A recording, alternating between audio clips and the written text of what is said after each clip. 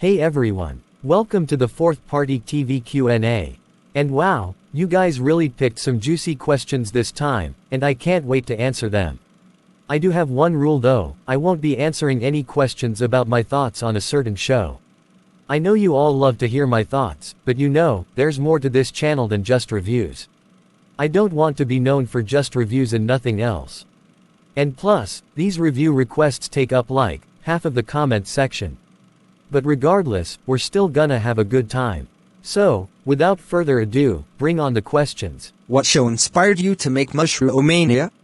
Great question.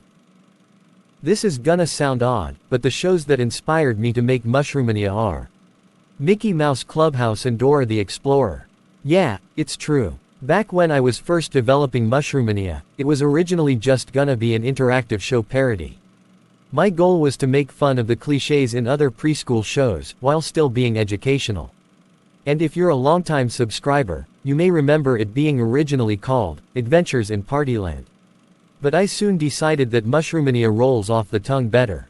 In the original pilot I made last year, I took a lot of inspiration from both shows. Red Mushroom was Dora/Mickey, Brittany was basically Swiper, and Siri was basically Toodles. Heck, the Playhouse even disappears in the end like in Mickey Mouse Clubhouse. Why? Now, am I proud of this pilot? Well, kind of. The animation and voice acting don't hold up at all, but the writing is pretty okay. I guess it's one of my better, older videos. As time went on, I slowly dropped the parody aspect, and decided to make Mushroomania a simple slice of life show, and I think that's all it needs to be. What is your least favorite Partee TV video? Definitely the don't forget to like, subscribe, and comment music video. Oh dear lord, where do I begin?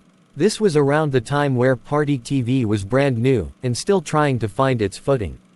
So me and my brother decided to make this music video to encourage people to subscribe to the channel. But ironically, this video would be more likely to encourage people to unsubscribe. This music video is just awful. Our singing was off-key, the lyrics made no sense, and the camera was just all over the place. The aspect ratio constantly changes from 16:9 to 9:16 for no reason. The sad thing is, the instrumental isn't half bad, but it's hard to appreciate it when everything else is so abysmally awful. I may've had fond memories of making this video, but man, this is one of the worst videos I've ever made. Give my other old videos credit, at least they're hilariously bad, but this one is just painful to watch. I want to take it down so badly, and trust me, I have thought about it. But I'm gonna keep it up, just so you guys can see how far I've come. Why do you use Moho for your animated projects? Simple, because Moho is just the best. Out of all the animation softwares I've tried over the years, there's nothing quite like Moho. Adobe Animate is okay, but its features aren't really that impressive. Toon Boom Harmony is technically more advanced, but it's way too complex for my taste. But Moho blows those two out of the water. It's very user-friendly compared to other animation softwares, making it easy to learn. And the more you do learn about Moho and its features, the better it becomes. It may not be as advanced as Toon Boom, but it has a really powerful rigging system that allows you to create amazing character rigs, and you can save that rig in a library so you don't have to redraw the characters. But my favorite thing about Moho is that it allows you to make animations quickly without sacrificing quality. If you're new to animation, I can't recommend Moho enough. Will your next show in 2026 be good? I think that's up for you to decide. I'm gonna make the show in a way that I think is good, but I can't control what you or others think about it. Some people might like it, some people won't. But one thing's for sure, I will do my best to make the show as good as possible. When will the Crystal Demons and Into the Multiverse come out? Wow, I'm honestly surprised you remembered those. I certainly didn't. But in all seriousness, I am putting those projects on hold for now. Don't worry, they haven't been cancelled, and I do plan to make them at some point, just not right now. They're not like Mushroomania where it's simple and episodic. These two shows will have overarching storylines and deep character arcs, and they'll be aimed at a slightly older audience. And to be honest, I don't think I'm ready for that kind of stuff yet. So, for now I'll focus on Mushroomania, and when I'm ready to tackle more serious stuff, I'll work on these two projects. I'll probably begin production sometime in early 2026. If you were to make a Mushroomania movie, what would the plot be?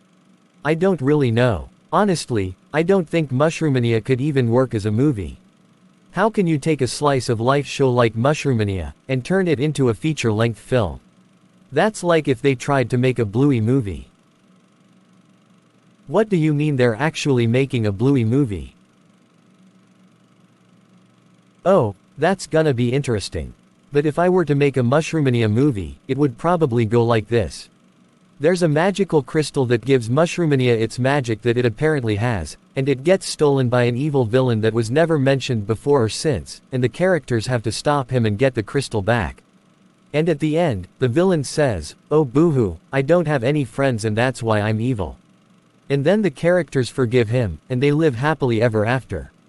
I guess. That's the only thing that comes to mind. Is Alexandra x Arnold canon? That's my favorite ship. So let me get this straight. Some of you guys ship Arnold and Alexandra, all because they share a thumbnail. Are you kidding me? They're not even smiling at each other, like, what the heck is wrong with some of you? Look, I, personally, am not a shipper, so maybe I just don't understand the culture, but like, this is seriously creepy. You do know how old these two are, right? Alexandra is 9 years old, and Arnold is 16. Pretty big age gap, huh? Now, to be fair, I never confirmed the ages for most of my characters, but still, just by looking at them, you can clearly see that Arnold is much older than Alexandra. So if you're gonna ship two characters together, at least take their age into consideration. And honestly, this isn't even the worst of preschool show shipping. Did you know that there are some people who ship Catboy and Owlette from PJ Masks, despite the fact that they're canonically 6 years old? I seriously don't understand shipping. So, short answer, no. Long answer, get some help. Do you have a crush on anyone? No. Next question. Do you watch any shows that aren't preschool? What's your favorite non-preschool show? I'm merging these questions together, since they're basically the same. Firstly, yes, there are plenty of shows I watch in my free time that aren't preschool. Just to name a few, there's Total Drama, Amphibia, The Owl House, Studio C, and Drake and Josh. I just don't talk about them because this channel is mainly focused on preschool-related content. Occasionally, I might review something that's not a preschool show, but personally, I like to stick with what I'm used to. As for my favorite show, it's easily Studio C. You may not have heard of it, but it's basically a sketch show where they do funny and clever parodies of pop culture. It's super entertaining, and it's family-friendly, so anyone at any age can watch it. I highly recommend giving it a watch. Why do you use Polygon to make your reviews? Because it's good for quick and easy videos. With Moho, you still have to draw your characters and backgrounds, which can be really time-consuming. But with Plotagon, everything is pre-made. All you have to do is type in what you want to say, and boom, video done. Call it lazy if you want, but I need to get these reviews out every week to appeal to the YouTube algorithm. Why do you review preschool shows? You know, I was hoping someone would ask that, cause there are multiple reasons why I review preschool shows. For one, I want my channel to stand out. Most review channels on the internet cover movies and television shows for older viewers, but there's not a lot of people who talk about preschool shows, so that helps my content stick out more. And the second reason is, I just think preschool shows should be criticized more. It's easy to just say, oh, it's just for little kids, they'd watch anything. By that logic, all preschool shows are bad, just because they're made for little kids. And I don't agree with that. Little kids are way smarter than we give them credit for, and they deserve better content as much as anyone else. When preschool shows turn out bad like Paw Patrol or Cocomelon, we shouldn't just give them a pass just because they're for little kids. Good writing is incredibly important for a child's development. So, if we call out the bad things, and highlight the good things, maybe these executives can finally wake up, and we'll get better preschool shows that both kids and adults will appreciate. Well, that's all the questions I can handle today. If I didn't get to your question, you can comment about it next time I do a Q&A. And until next time, party on.